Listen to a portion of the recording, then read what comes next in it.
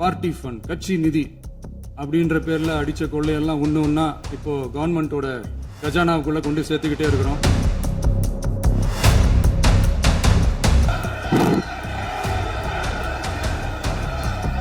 எல்லாரும் கட்சி ஆரம்பிச்சுட்டு தான் ஒவ்வொரு வீட்டுக்குள்ளேயும் போவாங்க. ஆனா நாம ஒவ்வொரு வீட்டுக்குள்ளேயும் போனதுக்கு அப்புறம் தான் கட்சியவே ஆரம்பிச்சிருக்கிறோம். ஒரு சாதாரண நடிகனா தான் நம்ம கெரியர் தொடங்குச்சு. அப்புறம் அப்படியே சின்சியரா உழைச்சி மேல வந்தோம். நம்ம கெரியர்ல நாம மேல வந்ததுக்கு இந்த விஜய் ஒருத்தன் மட்டுமே காரணம் இல்லை, அவனோட உழைப்பு மட்டுமே காரணம் இல்லை. இந்த விஜயோட உழைப்புக்கும் உயர்வுக்கும் பின்னாடி இருக்கிற ஒட்டுமொத்த தமிழ்நாட்டு மக்களோட அன்பும் அரவணைப்பும் தான் காரணம். நம்ம கட்சிய நடிகன் கட்சின்னு சொல்லியும் வாகை சூடும் வரலாறு திரும்பி இருக்கிறது. மாபெரும் தலைவர்கள் வழிநடத்திய மாண்பும் மாபெரும் வரலாற்று சிறப்பு கொண்ட இந்த சட்டமன்ற பேரவையின் 17வது சட்டமன்ற பேரவைக்கு நம்மையும் நம்ம தமிழக வெற்றி கழகத்தை சார்ந்த சட்டமன்ற உறுப்பினர்களையும் தேர்ந்தெடுத்து அனுப்பின நிரந்தரமாக என் நெஞ்சில் குடியிருக்கும் தாயன்புமிக்க தமிழக மக்கள் அனைவருக்கும் என்னுடைய மனப்பூர்வமான நன்றிகள். 17வது சட்டமன்ற கூட்டத்தொடரின் முதல் ஆளுநர் உரையின் மீதான நன்றி தெரிவிக்கும் தீர்மானத்திற்கு பதிலுரை வழங்க வாய்ப்பளித்த மாண்புமிகு பேரவைத் தலைவருக்கு நம் வணக்கத்தை தெரிவித்துக் கொள்கிறோம். மாண்புமிகு பேரவைத் தலைவர் அவர்களே, இந்த 17வது மாமன்றத்தில் அதிகப்படியான 12 கட்சிகளை சேர்ந்த பிரதிநிதிகள் தேர்ந்தெடுக்கப்பட்டிருக்கும். நாம கொள்கை ரீதியாகவும் நிலைப்பாடு ரீதியாகவும் வேறுபட்டு இருந்தாலும் மக்கள் பணி செய்வதுதான் நம்ம எல்லாருக்கும் பிரைமரியா இருக்கிற ஒரே எய்ம். அந்த வகையில தான் நம்ம எல்லாருமே நம்ம மக்களால் அங்கீகரிக்கப்பட்டு சட்டமன்றத்திற்கு வந்திருக்கிறோம். அதனால நாம கருத்தால் வேறுபட்டாலும் மக்கள் சேவை என்ற நோக்கத்துல நம்ம மாநிலம் சார்ந்த விஷயங்கள்ல நாம எல்லாரும் ஒன்றிணைந்து பயணிச்சா நம்ம தமிழ்நாடு என்னைக்கும் எதிலையும் முதன்மை மாநிலமாக திகழும். ஆளுநர் உரைக்கு நன்றி தெரிவிக்கும் தீர்மானத்தில் பேசின மாண்புமிகு உறுப்பினர்களுக்கு நன்றி. எதிர்த்து பேசினாதான் எதிர்கட்சின்னு ப்ரூவ் பண்ண முடியும்னு நினைச்சுக்கிட்டு பேசின எதிர்கட்சியை சேர்ந்த எதிர்கட்சி தலைவர் உள்ளிட்ட மாண்புமிகு உறுப்பினர்களுக்கும் வணக்கமும் நன்றியும். பதிலுரை வழங்குற அதே நேரத்தில் நம்மளை சட்டமன்ற உறுப்பினராக தேர்ந்தெடுத்த பெரம்பூர் தொகுதி மக்களுக்கு நம்மளோட நெஞ்சார்ந்த நன்றிகள். அதே மாதிரி ராஜினாமா பண்ணிட்டாலும் நம்மளை தேர்ந்தெடுத்த திருச்சி கிழக்கு மக்களுக்கும் இந்த மன்றத்தில் நம்மளோட நன்றியை பதிவு செய்கிறோம். அப்புறம் நம்மளோட அரசியல் பயணத்தை பற்றியும் கொஞ்சம் பதிவு செய்ய விரும்புகிறோம். நாம ஏதோ ஷூட்டிங்ல இருந்து நேராக வந்து சிஎம் ஆன மாதிரியே சில பேர் ஒரு இமேஜ் கிரியேட் பண்றாங்க. அவங்களுக்கு அவங்க ஆசைப்படுற லாங்குவேஜ்லேயே சொல்றோம், அது வெறும் ரீல் தான், ரியல் கிடையாது. ஒரு சாதாரண நடிகனாக நம்ம கெரியர் தொடங்குச்சு. அப்புறம் அப்படியே சின்சியரா உழைச்சி மேல வந்தோம். நம்ம கெரியர்ல நாம மேல வந்ததுக்கு இந்த விஜய் ஒருத்தன் மட்டுமே காரணம் இல்லை, அவனோட உழைப்பு மட்டுமே காரணம் இல்லை. இந்த விஜயோட உழைப்புக்கும் உயர்வுக்கும் பின்னாடி இருக்கிற ஒட்டுமொத்த தமிழ்நாட்டு மக்களோட அன்பும் அரவணைப்பும் தான் காரணம். ஒவ்வொரு வீட்டில் இருக்க ஒவ்வொருத்தரும் நம்மள அவங்க வீட்டில் ஒருத்தனா ஏத்துக்கிட்டது தான் நமக்கு கடவுளும் மக்களும் தந்த மிகப்பெரிய வரம். அதுக்காகவே கடவுளுக்கு சமமான நம்மளோட சொந்தங்களான தமிழக மக்கள் அனைவருக்கும் மீண்டும் மீண்டும் நன்றி. இப்படி நம்மள தாயன்போடு அள்ளி அரவணைச்ச தமிழ்நாட்டு மக்களுக்கு நாம எப்படியெல்லாம் துணையாக இருந்தோம், எப்படியெல்லாம் மக்களோட மக்களா இருந்தோம்னு சொல்றேன். 1990ஸ்லயே ரசிகர் மன்றமா இருந்தப்பவே மக்களுக்கு துணையா நிற்க ஆரம்பிச்சோம். அதுக்கப்புறம் நற்படி மன்றமாகவும் அதுக்கப்புறம் விஜய் மக்கள் இயக்கமாகவும் மாறி மக்களோட மக்களா நின்றுகிட்டு இருந்தோம். 2008 ஈழத் தமிழருக்கு ஆதரவா உண்ணாவிரதம் போராட்டம் செஞ்சோம். போர் முடிவுக்கு வரணும், நம்ம தொப்புள் கொடிய உறவுகளான ஈழத் தமிழர்களுக்கு பாதுகாப்பான நிம்மதியான ஒரு வாழ்வு கிடைக்கணும்னு அன்னைக்கே கோரிக்கை வச்சோம். 2009 ஆரம்பிச்ச விஜய் மக்கள் இயக்கம் வழியா நம்மளோட மக்கள் நல பணிகளை எக்ஸ்டெண்ட் அண்ட் எக்ஸ்பேண்ட் பண்ணிக்கிட்டே வந்தோம். கல்விக்கு துணையா இருந்தோம், சோசியல் சர்வீஸ் செஞ்சோம், வெள்ள நிவாரணத்துல துணையா இருந்தோம், கொரோனா காலத்துல மக்களுக்கு தோள் கொடுத்தோம். விலையில்லா விருந்தகம், குருதியகம், முட்டைப்பால் ரொட்டி திட்டம், விழியகம், பயிலகம், நூலகம், இப்படி பல வழியில மக்களுக்கு துணையா இருந்தோம். அப்புறம் நம்மளோட திரைப்படங்கள்ல நம்மளால முடிஞ்ச வரைக்கும் ஊழல் எதிர்ப்ப சொன்னோம், சமூக நீதியை சொன்னோம், கல்வியை பத்தி சொன்னோம், அரசியலை பத்தி சொன்னோம். அரசியலை பத்தி பேசுனதுனால நம்ம படங்கள் சந்திச்ச இதுவரைக்கும் சந்திக்கிற பிரச்சனையை பத்தி எல்லாருக்குமே தெரிஞ்சதுதான். இது மட்டும் இல்லாம 2011 நாகப்பட்டினத்துல மீனவர் பிரச்சனைகளுக்கு ஆதரவா ஒரு பெரிய பொதுக்கூட்டம் நடத்தினோம். மீனவர்கள் மீதான தாக்குதலை கண்டிச்சு பேசி அதுல நம்மளோட எதிர்ப்பை பதிவு செஞ்சோம். 2017 ஜல்லிக்கட்டு போராட்டத்தில் தமிழர் பண்பாட்டு உரிமைக்கான நம்மளோட ஆதரவை தெரிவித்தோம். 2018 ஸ்டெர்லைட் போராட்டம் துப்பாக்கி சூட்ல பாதிக்கப்பட்ட நம்ம சொந்தங்களை நேரில் சந்திச்சு ஆறுதல் சொன்னோம். 2021 உள்ளாட்சி தேர்தலில் விஜய் மக்கள் இயக்க வேட்பாளர்கள் போட்டியிட்டு ஜெயிச்சாங்க.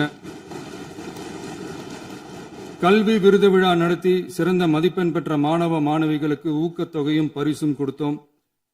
2024 தமிழக வெற்றி கழகத்தை ஆரம்பிச்ச உடனேயே CAA-வை எதிர்த்து அறிக்கை விட்டோம். அரசியல் கட்சி ஆரம்பிச்சு விழுப்புரம் மாவட்டத்தில் விக்கிரவாண்டியில நம்மளோட முதல் மாநில மாநாட்டிய வெற்றி கொள்கை திருவிழாவை நடத்தினோம். தந்தை பெரியார், பெருந்தலைவர் காமராஜர், அண்ணல் அம்பேத்கர், வீரமங்கை வேலுநாச்சியார், மக்கள் சேவகர் அஞ்சலை அம்மாள்னு நம்மளோட 5 கொள்கை தலைவர்களை அறிவிச்சோம். இந்தியாவிலே 2 பெண் ஆளுமைகளை கொள்கை தலைவர்கள் அறிவிச்ச ஒரே கட்சி நம்ம டிவிக்கு மட்டும்தான் என்ற பெருமையோடு அறிவிச்சோம். பெரியார் சொன்ன மாதிரியே அவர் சொன்னதுல நமக்கு ஏற்புடையதை மட்டும் எடுத்துக்கிட்டோம். அவரோட கடவுள் மறுப்பு கொள்கையில நமக்கு உடன்பாடு இல்லைன்னு ஓப்பனா அறிவிச்சோம். நமக்கு கடவுள் நம்பிக்கை உண்டுன்னு அறிவிச்சோம். யாரோட நம்பிக்கைக்கும் நாம் எதிரானவங்க இல்லைன்னு தெளிவா அறிவிச்சோம். பெண் கல்வி, பெண்கள் முன்னேற்றம், சமூக சீர்திருத்தம், சமூக நீதி, இப்படி பெரியாரோட கருத்துக்களை நிறையவே ஏத்துக்கிட்டோம்னு அறிவிச்சோம்.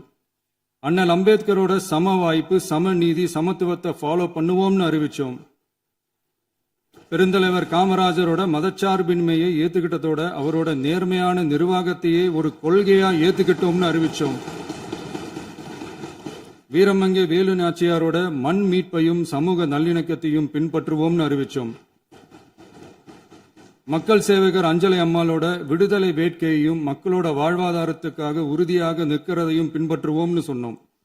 எல்லாருக்கும் எல்லாமும் கிடைக்கணும், எம் மதமும் நம் மதம்னு சொல்லி மதச்சார்பற்ற சமூக நீதி தான் நம்ம கொள்கைன்னு அறிவிச்சோம். நம்ம கொள்கை எதிரி யாரு, அரசியல் எதிரி யாருன்னு ஓப்பனா அறிவிச்சோம். எல்லாத்துக்கும் மேல பிறப்புக்கும் எல்லா உயிருக்கும்ன்றத நம்மளோட அடிப்படை அரசியல் கோட்பாட்டா அறிவிச்சுட்டு தான் அரசியலுக்கே வந்தோம். நம்ம மதுரை மாநாட்டில் நம்மளோட தேர்தல் அரசியல் மற்றும் ஆட்சி அதிகார அரசியல் வழிகாட்டியா அறிஞர் அண்ணாவையும் புரட்சி தலைவர் எம்ஜிஆரையும் ஏத்துக்கிட்டதா அறிவிச்சோம். அப்புறம் இன்னனையும் நாம இங்க பதிவு செஞ்சே ஆகணும். எல்லாரும் கட்சி ஆரம்பிச்சுட்டு தான் ஒவ்வொரு வீட்டுக்குள்ளேயும் போவாங்க. ஆனா நாம ஒவ்வொரு வீட்டுக்குள்ளேயும் போனதுக்கு அப்புறம் தான் கட்சியவே ஆரம்பிச்சிருக்கிறோம். ஒவ்வொரு வீட்டில் ஒவ்வொருத்தரும் நம்மள அவங்க பிள்ளையா, மகனா, அண்ணனா, தம்பியா ஏத்துக்கிட்டதும் இயல்பா நடந்துச்சு. தமிழ்நாட்டு மக்களோட மனசுக்குள்ள போறதுக்கு நாம பட்ட பாடு நமக்கு மட்டும்தான் தெரியும். இதெல்லாம் புரிஞ்சாலும் புரியாத மாதிரி இருக்கிறவங்க தான் நம்மள நடிகன் என்று சொல்லியும் நம்ம கட்சிய நடிகன் கட்சின்னு சொல்லியும் சில நக்கல், நையாண்டி இதெல்லாம் பேசுவாங்க. அதை பத்தி நமக்கு கவலை இல்லைன்னு. இப்படி நம்ம அரசியல் பயணம் ரொம்ப டிரான்ஸ்பரண்டா தான் ஆரம்பிச்சிருக்கு. இந்த 2026 தேர்தலில் கூட்டணியே இல்லாமல் தனியா நின்னோம். மக்கள் நம்மள தெளிவா புரிஞ்சுக்கிட்டதாலையும் நம்ம டிவிகே தோழர்களோட உழைப்பாலையும் நாம 35% வாக்குகளை வாங்கினோம். 1,72,00,000 வாக்குகளோட தமிழ்நாட்டிலேயே தனி பெரும் கட்சியா வந்தோம். தமிழக மக்களாலையும் நம்மளோட ஆதரவு இயக்கங்களாலையும் இதோ இன்னைக்கு இங்க நம்ம டிவிகே ஆளும் கட்சியா உட்கார்ந்துருக்கிறோம். இந்த ஆளும் கட்சியா ஆனதும் அவ்வளவு சாதாரணமாலாம் நடந்துடல. 2.25 வருஷத்துல ஆட்சிக்கு வந்துட்டீங்கன்னு ரொம்ப கிண்டலா கேலியா சிலர் பேசுறாங்க. எங்களோட இந்த 2.25 வருஷ டிராவல்ல எவ்வளவு வலியும் வேதனையும் இருக்குது. நம்மளோட மக்கள் சந்திப்புக்கே அவ்வளவு இடையூறு, அவ்வளவு தடைகள், ஊர் உலகத்துல யாருக்கும் இல்லாத ஒன்னா நமக்கு மட்டுமேன்னு தனியா ஸ்பெஷலா எக்ஸ்க்ளூசிவா நிறைய நிபந்தனைகள், நெருக்கடிகள், கட்டுப்பாடுகள், நம்மளை சந்திக்க வர்ற மக்களுக்கு சரியான பாதுகாப்பு இல்லாம, நம்ம கூட்ட நிகழ்ச்சிக்கு போதுமான பாதுகாப்பு இல்லாமன்னு இன்னும் வெளியே சொல்ல முடியாத நிறைய சூழ்ச்சிகள் எல்லாத்தையும் தாண்டி தான் நாம் இந்த இடத்துக்கு வந்திருக்கிறோம். But still miles to go. நம்ம டிராவல்ல எல்லாத்துக்கும் முக்கியமா நம்மளோட சொந்தங்கள், நம்மளோட உறவுகள், 41 பேர் கரூர் சம்பவத்தில் இழந்த வேதனை எல்லாம் எப்படி சொல்றதுனே தெரியல. நம்ம மனசு விட்டு என்னைக்கும் அந்த வலியும் வேதனையும் நீங்கவே நீங்காது. அதுலயும் நம்ம மேலேயே பழி போட்ட கொடுமையெல்லாம் இருக்கும் பாருங்க, அதெல்லாம் வேற லெவலுங்க. என்னத்துக்கு அப்படியெல்லாம் செஞ்சாங்கன்னு தெரியல. அரசியல்னா இப்படியெல்லாம் கொடூரமா இருக்கணுமா என்ன? சரி விடுங்க. இந்த விஜய் இவனோட மக்களுக்காக எதையும் தாங்க தயாரா ஆகிட்டான். இவ்வளவு பெயின்ஃபுல்லான நம்ம பொலிட்டிக்கல் டிராவல்ல நம்மளோட மிகப்பெரிய ஆறுதலும் பலமும் என்ன தெரியுமா? என் நெஞ்சில் குடியிருக்கும் என்னோட தமிழ்நாட்டு மக்களும், என் உயிருக்கு உயிரான என்னோட தோழர்களும் தான். அவங்களோட பலத்தால தான். அன்னைக்கு 1967 முன்னாள் முதல்வர் மாண்புமிகு அறிஞர் அண்ணா அவர்கள் தலைமையில் அமைஞ்ச சாமானியர்களோட ஆட்சி மாதிரி, 1977 முன்னாள் முதல்வர் மாண்புமிகு புரட்சி தலைவர் எம்ஜிஆர் அவர்கள் தலைமையில் அமைஞ்ச மிக சாமானியர்களோட ஆட்சி மாதிரி, இதோ இன்னைக்கு அதே வரிசையில 2026 சட்டமன்ற தேர்தலில் இந்த விஜயோட தோழர்கள் இடம்பெற்ற ஒரு மிக மிக சாமானியர்களின் ஆட்சி அமைஞ்சிருக்கு. வாகை சூடும் வரலாறு திரும்பி இருக்கிறது. இப்படி ஒரு தீர்ப்பை மக்கள் அளிச்சதுனாலதான் தமிழக வரலாற்றில் ஒரு மகத்தான கூட்டணி ஆட்சியை நாம் அமைச்சிருக்கிறோம். இளைஞர்களால என்ன செய்ய முடியும், பெண்களால என்ன செய்ய முடியும்னு கேட்டவங்களுக்கான பதில் தான் இன்னைக்கு அமைஞ்சிருக்கிற நம்ம ஆட்சி. ஒரே ஒரு குடும்பம் மட்டும் முக்கியம்னு சொல்றது நம்மளோட ஆட்சி அதிகார அரசியல் இல்ல. தமிழ்நாட்டில் இருக்கிற ஒவ்வொரு குடும்பமும் முக்கியம்னு சொல்றது தான் நம்ம அரசியல். நம்மளோட ஆட்சி அதிகாரம் அதான் நம்மளோட மனசாட்சி உள்ள மக்களாட்சி. இந்த 2026 தேர்தலில் யாராலும் உடைக்கவே முடியாதுன்னு சொன்ன மதத்தை உடைச்சோம், சாதியை உடைச்சோம், முக்கியமா காசு கொடுத்து ஓட்டு வாங்குற ஒரு நச்சு கலாச்சாரத்தையே சுக்கு நூறா தூள் தூளா உடைச்சிருந்தோம்.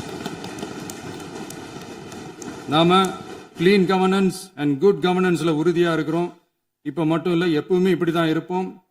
இதுல 100% இது உண்மைன்றதுனாலதான் பாரம்பரியமான தினத்தந்தி பத்திரிகை ஊழலின் ஊற்றுக்கண் அடைக்கப்படுகிறதுன்னு 16/6/2026 அன்னைக்கு ஒரு தலையங்கமே எழுதியிருக்கு.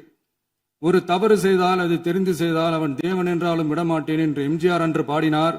அதை இன்று விஜய் செயலில் காட்டுகிறார்னு அந்த எடிட்டோரியல்ல எழுதியிருக்கு. இந்த நேரத்தில் தினத்தந்திக்கு நம்மளோட நன்றியை தெரிவிச்சுக்கிறோம்.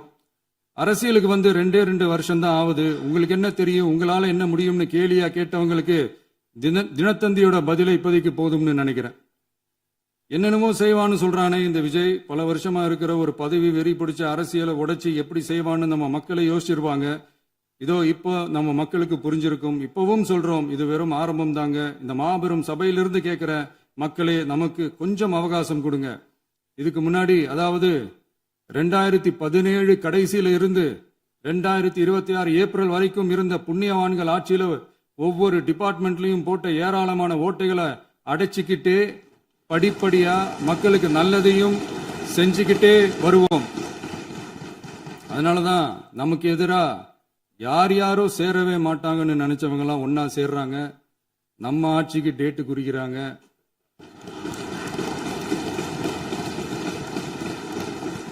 சரி, அவங்கள நம்ம மக்களே பார்த்துப்பாங்க, அதை விடுங்க. நாம ஆட்சிக்கு வந்து சரியா 40 நாள் ஆகுது. அதுக்குள்ள என்ன செஞ்சீங்கன்னு கேட்கிறாங்க. ஒரு லிஸ்ட் ஒன்னு சொல்றேன் கேளுங்க. பெண்கள் பாதுகாப்புக்காக சிங்கப்பெண் சிறப்பு படை, 200 யூனிட் வரை கட்டணமில்லா மின்சாரம், போதைப் பொருள் ஒழிப்புக்காக தனிப்படை, குறுவை நெல் சாகுபடியை ஊக்குவிப்பதற்காக 134.83 கோடி சிறப்பு தொகுப்பு திட்டம், வழிபாட்டு தலம், ஸ்கூல், பஸ் ஸ்டாண்டுன்னு அதுக்கு பக்கத்தில் இருக்கிற 717 மதுபான கடைகள் மூடப்பட்டன. அங்க வேலையில் இருந்தவர்களுக்கு வேறு கடைகளில் வேலை, கவனிக்கப்படாமல் விடப்பட்ட அம்மா உணவகங்கள் புதுப்பிக்கப்பட்டன. பத்திரப்பதிவு துறையில் பகல் கொள்ளைக்கு புல் ஸ்டாப் வைக்கப்பட்டுள்ளது. வருகையில்லா ஆவண பதிவு முறை கொண்டு வர உத்தேசிக்கப்பட்ட செயல்பாட்டில் உள்ளது. அரசு மற்றும் தனியார் மருத்துவமனையில் ஸ்கேன் மையங்களில் கருவுறுவதற்கு முன் மற்றும் பின் ஏற்படும் தவறுகளை கண்காணிக்கவும் மருத்துவ நிறுவனம் முறைப்படுத்தும் சட்ட விதிகள் பின்பற்றப்படுகிறதா என கண்காணிக்கவும், மருத்துவ மற்றும் ஊரக பணிகள் இயக்கத்தின் பயன்பாட்டிற்காக 40 புதிய வாகனங்கள் வழங்கப்பட்டுள்ளது. கூட்டுறவு வங்கியின் ஏழை எளிய மக்கள் வாங்கிய கடனுக்கு முதல் முத்தாய்ப்பாக ரூபாய் 2045 கோடி தள்ளுபடி வழங்கி ஆணையிடப்பட்டுள்ளது. ஒன்றிய அரசிடம் கேட்டுக்கொண்டதற்கிணங்க கடந்த 2 வருடமாக நிறுத்தி வைக்கப்பட்ட இருந்த ஜல் ஜீவன் மிஷன் திட்டம் புதுப்பிக்கப்பட்டு ஜல் ஜீவன் மிஷன் திட்டம் 2.0 நடைமுறைக்கு கொண்டு வரப்பட்டுள்ளது. 18,500 கோடி அளவில் உறுதியளிக்கப்பட்ட காஞ்சிபுரம் மாவட்டத்தில் மைய விரிவாக்க திட்டம், கோயம்புத்தூரில் மின்னணு பொருட்கள் மற்றும் மின்னணு அமைப்புகள் உற்பத்தி திட்டம் மற்றும் திருவள்ளூர் மாவட்டத்தில் காட்டுப்பள்ளி LNT கப்பல் கட்டும் தளம் விரிவாக்க திட்டத்திற்கு ஒப்பந்தங்கள் போடப்பட்டுள்ளன. அனைத்து நிர்வாக நடவடிக்கைகளும் மின்னணு முறையில் மாற்றம் கொண்டு வர நடவடிக்கை எடுக்கப்பட்டு வருகிறது. சட்டவிரோத கல்குவாரி மற்றும் அனுமதியின்றி கனிமங்களை எடுத்துச் செல்வது தடுக்கப்பட்டுள்ளது. பல்வேறு குவாரிகள் சீல் வைக்கப்பட்டுள்ளன. கனிமங்களை கண்காணிப்பது, எல்லைகளை நிர்ணயிப்பது மற்றும் ஆளில்லா விமானம் மூலம் அளவீடு செய்வது போன்றவற்றை செயல்படுத்துவதற்கான பணிகள் மேற்கொள்ளப்பட்டு வருகின்றன. அனைத்து துறைகளிலும் அலுவலர் தலையீடு இல்லாமல் லஞ்ச லாவண்யமற்ற தமிழகத்தை உருவாக்க அனைத்து நடவடிக்கைகளும் முடுக்கிவிடப்பட்டுள்ளது. இதெல்லாம் சாம்பிள் தான், இன்னும் இருக்கு. இந்த வெறும் 40 நாளுக்குள்ளேயே இவ்வளவு செஞ்சிருக்கோம்னா இனி வர்ற நாட்கள்ல கொஞ்சம் கொஞ்சமா படிப்படியா ஸ்டெடியா உழைச்சி லஞ்ச லாவண்யம் இல்லாத, ஊழல் இல்லாத, பெண்களுக்கு பாதுகாப்பான, சுதந்திரமான, டிரான்ஸ்பரண்டான தமிழ்நாட்டை நம்ம சொந்தங்களான தமிழக மக்களுக்கு தர்றது தான் நம்மளோட ஒன் அண்ட் ஒன்லி டார்கெட். கண்டிப்பா அதை நிறைவேற்றியே காட்டுவோம். 8 கோடி மக்கள் நம்மளோட இருக்கிறப்போ ஏங்க அதை செய்ய முடியாது? மாண்புமிகு பேரவைத் தலைவர் அவர்களே, தமிழ்நாட்டின் கருவூலம் எப்படி திசை மாறி உருமாறி தேய்ந்து ஓய்ந்து கிடைக்கிறதுன்னு சொன்னாங்க. திசை மாறி உருமாறி தேய்ந்து ஓய்ந்துன்னு வசனம் மாதிரி ரைமிங்கா இல்லாம வளமான இலக்கியமா இதே சபையில பேசினவங்களோட திறமையான ஆட்சியில நடந்த நிதி மேலாண்மையை பத்தி வெள்ளை அறிக்கையா வெளியிட்டோம். வெள்ளை அறிக்கை வந்ததிலிருந்தே கண்ணை கட்டுதுங்க. அந்த காலத்துலதான் பிள்ளையோ பிள்ளை, தொல்லையோ தொல்லைன்னு சொன்னாங்க. அதே மாதிரி தாங்க அவங்க ஆட்சியாலையும் அவங்களாலையும் இன்னைக்கு தமிழ்நாட்டுக்கே தொல்லையோ தொல்லை. இப்படி ஒரு நிலைமையை உண்டாக்கி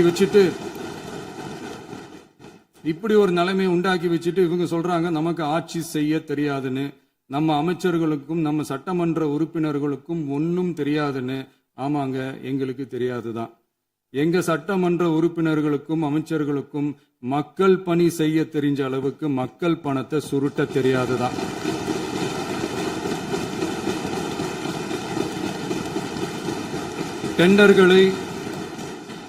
டெண்டர்களை முறைப்படுத்த தெரிஞ்ச அளவுக்கு அதோட ரேட்டை உயர்த்தி ஊழல் செய்ய தெரியாதுதான். பதவி உயர்வு வழங்கவும் பணி இடமாற்றம் கலந்தாய்வு நடத்தவும் தெரியுமே தவிர பதவி உயர்வுக்கும் பணியிட மாற்றத்திற்கும் பணம் பறிக்க தெரியாதுதான். புதிய பணியிடங்கள் உருவாக்க தெரியுமே தவிர அந்த பணியிடங்களை பணத்துக்கு விற்க தெரியாதுதான். கோயில்கள்ல நடக்கிற நிர்வாக சீர்கேட்டை தடுக்க நீங்க பேசுங்க, நீங்க கண்டினியூ பண்ணுங்க. கோயில்கள்ல நடக்கிற நிர்வாக சீர்கேட்டை தடுக்க தெரியுமே தவிர கோயில் பணத்தை கொள்ளையடிக்க தெரியாதுதான். தங்கத்தை உருக்கி தாரை வார்க்க தெரியாதுதான். கனிம வளத்தை பாதுகாக்க தெரிஞ்ச அளவுக்கு கனிமத்தை வித்து கொள்ளையடிக்க தெரியாதுதான். அரசு வருமானத்தை அரசு கஜானாவுக்கு மாத்த தெரிஞ்ச அளவுக்கு அந்த பணத்தை தனிப்பட்ட கஜானாவுக்கு மடை மாத்த தெரியாதுதான். போதை கலாச்சாரத்தை தடுக்க தெரிஞ்சவங்களுக்கு போதை கலாச்சாரத்தை வளர்க்க தெரியாதுதான். நம்ம குடும்பத்தில் இருக்கிற பாட்டி, அம்மா, அக்கா, தங்கச்சி, குழந்தைங்களை, பெண்களை மதிக்க தெரிஞ்சவங்களுக்கு ஓசி பஸ்,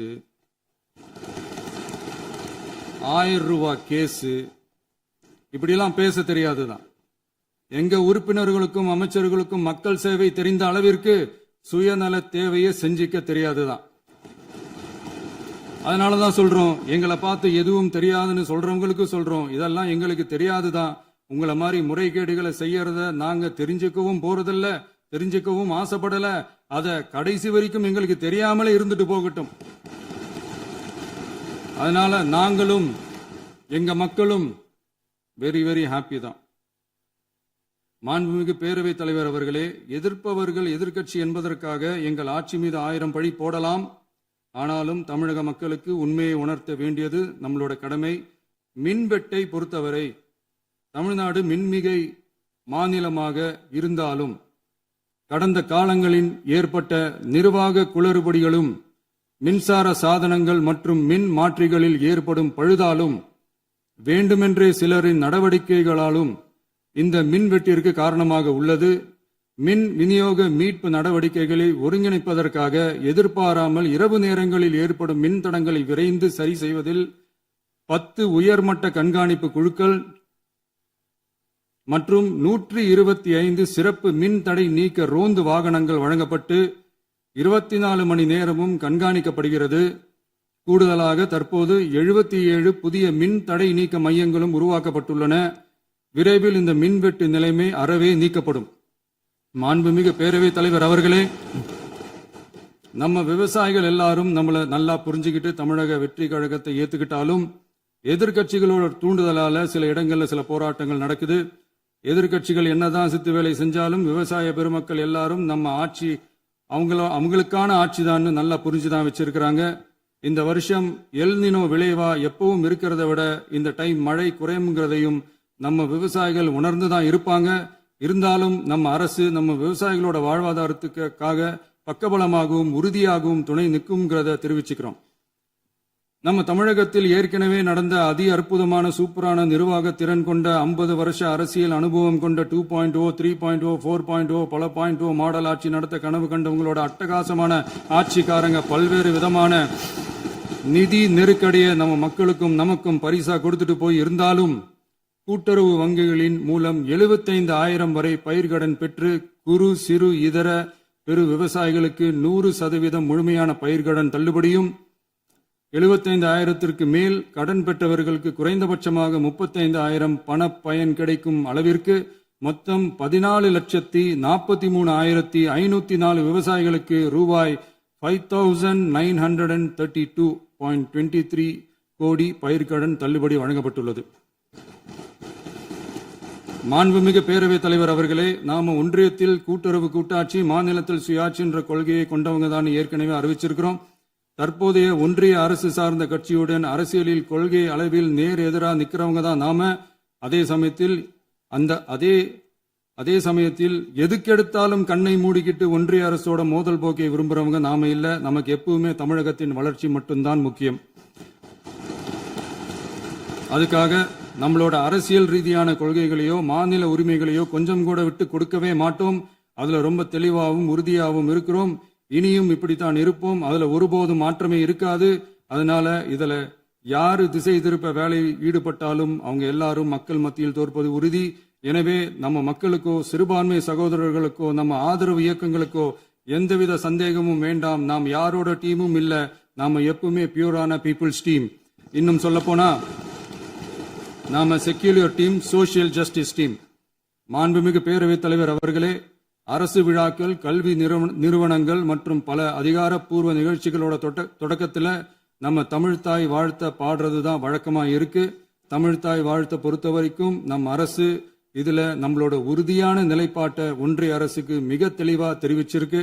அது இல்லாம இதில் மாநில அரசின் கொள்கைக்கு ஏற்ப ஒன்றிய அரசின் அறிவிக்கையில் திருத்தம் மேற்கொள்ள கோரிக்கையும் விடுக்கப்பட்டுள்ளது.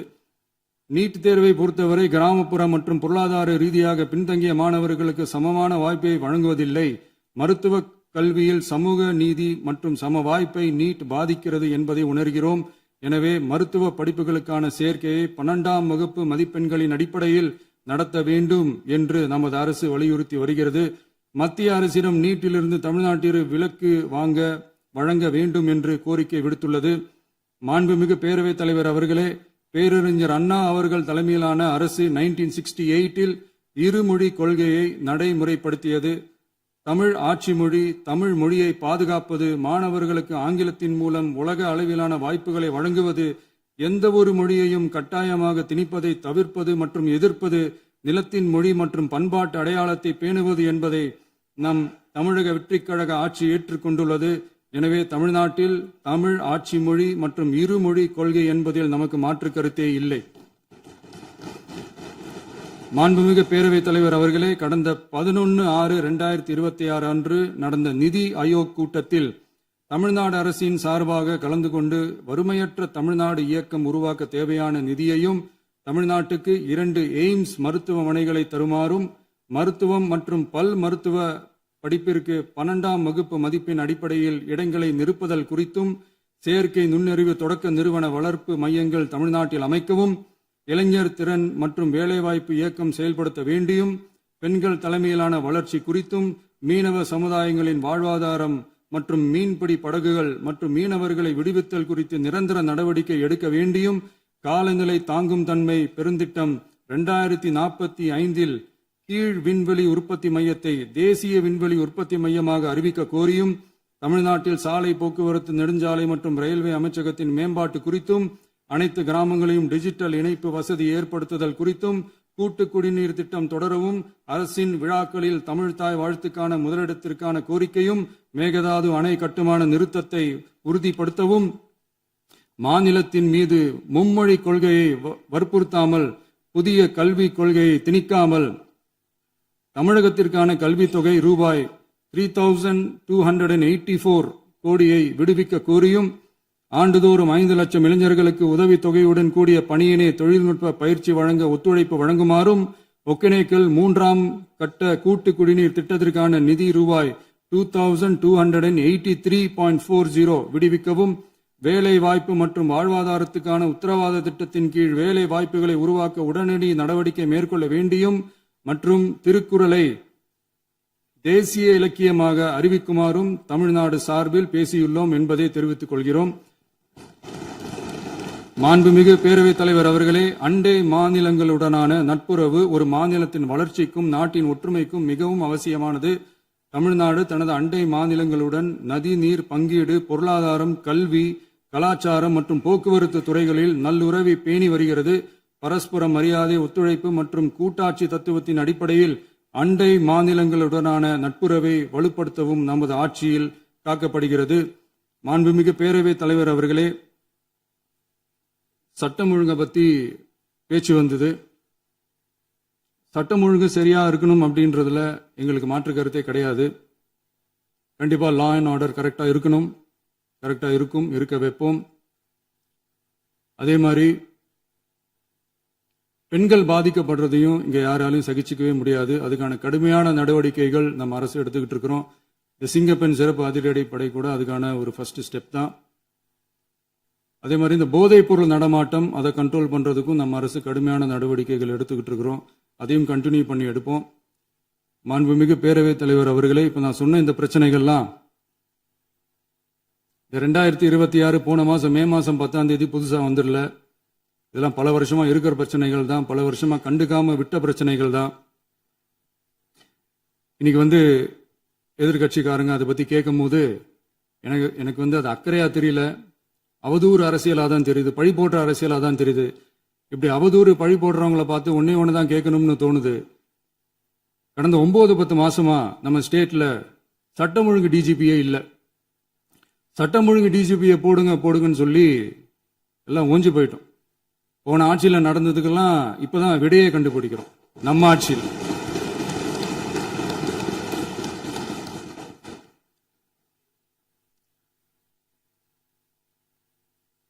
இந்த போதைப் பொருள் நடமாட்டம்லாம் தாறுமாறா அப்படியே பரவி கொட்டி கிடக்குது. இதெல்லாம் இனிஷியல் ஸ்டேஜ்லயே யார் கண்ட்ரோல் பண்ணியிருக்கணும்? போலீஸ் டிபார்ட்மெண்ட் அப்போ யார் கையில இருந்தது? இத்தனை கேள்வி நம்மளை பார்த்து கேட்கறாங்களே, ஒரே ஒரு கேள்வி தான் நான் கேட்கணும்னு தோணுது. போலீஸ் டிபார்ட்மெண்ட்டை கையில வச்சுக்கிட்டே பிகினிங்லயே இனிஷியல் ஸ்டேஜ்லயே இந்த போதைப் பொருள் நடமாட்டத்தை ஏன் கண்ட்ரோல் பண்ணல? மனசாட்சி உள்ளவங்க இந்த பிரச்சனையெல்லாம் ஏன் நடக்குதுன்றது அவங்களுக்கே நல்லா தெரியும். இன்னைக்கு சட்டம் ஒழுங்கை பத்தி கேள்வி கேட்க கூடாதா அப்படின்னா தாராளமா கேட்கலாம். இது ஜனநாயக அரசு, மன்னராட்சி எல்லாம் கிடையாது, மனசாட்சி உள்ள மக்களாட்சி. அதனால கேள்வி கேட்கலாம், எல்லாருக்கும் எல்லா உரிமையும் உண்டு. விமர்சனம் செய்யலாம், எல்லாருக்கும் எல்லா உரிமையும் உண்டு. ஆனா நம்ம ஆட்சியில் என்ன நடவடிக்கைகள் எடுத்திருக்கோன்றது தெரிஞ்சுக்கிட்டு அதுக்கேற்ற மாதிரி ஒரு நடுநிலையா பேசுனீங்கன்னா கொஞ்சம் நல்லா இருக்கும்.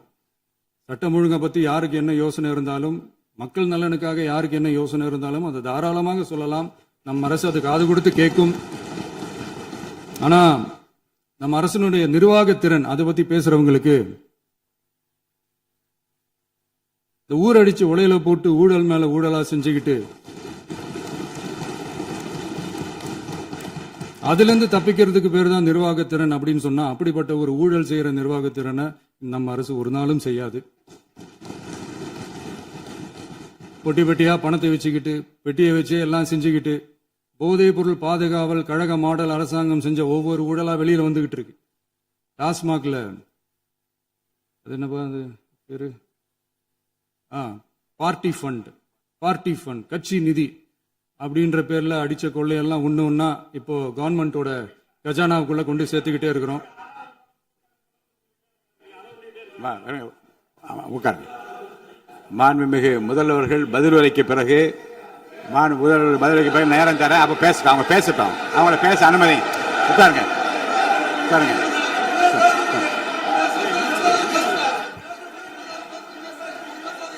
மாண்புமிகு அலோவ் பண்றேன் உட்காருங்க. மாண்பு உறுப்பினர்கள் நீங்க இங்க உட்காருங்க, அமைதியா உட்காரு, நீங்க எல்லாம் உட்காருங்க. உட்காருங்க உட்காருங்க. மாண்புமிகு நீங்க எல்லாரும் உட்காருங்க உட்காருங்க உட்காருங்க உட்காருங்க உட்காருங்க அமைதியா உட்காருங்க. இருங்க உட்காருங்க. அப்புறம் நீங்க என்ன உட்காருங்க, நான் கொடுப்பேன் உட்காருங்க. நான் பாயிண்டா வர கொடுங்க, நான் கொடுக்குறேன். உட்காருங்க உட்காருங்க உட்காருங்க உட்காருங்க உட்காருங்க உட்காருங்க உட்காருங்க உட்காருங்க உட்காருங்க உட்காருங்க உட்காருங்க. மாண்புமிகு முதல்வர் அவர்கள் கோர்வையாக நிதானமாக சொல்லிக்கொண்டே இருக்கிறார். நீங்க குறிப்பெடுத்து வைத்துக் கொள்ளுங்கள். பேசி முடித்தவுடன் நான் உங்களுக்கு அவகாசம் தருகிறேன். நீங்க ஒண்ணு சொல்லுங்க, என்ன என்பது நீங்க சொல்லுங்க. உங்க சொல்லுகிற வாய்ப்பை நான் உங்களுக்கு தருகிறேன். இப்போது மாண்புமிகு முதலமைச்சர் உங்கள் உரையை தொடரலாம்.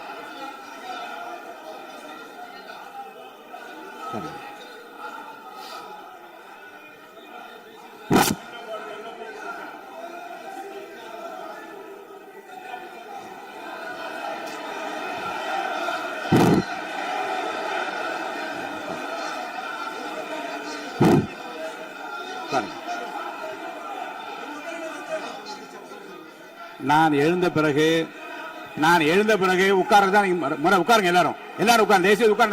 நான் அலோவ் பண்றேன். உட்காருங்க அமைதியா உட்காருங்க. நான் அலோவ் பண்றேன். அமைதியா உட்காருங்க உட்காருங்க.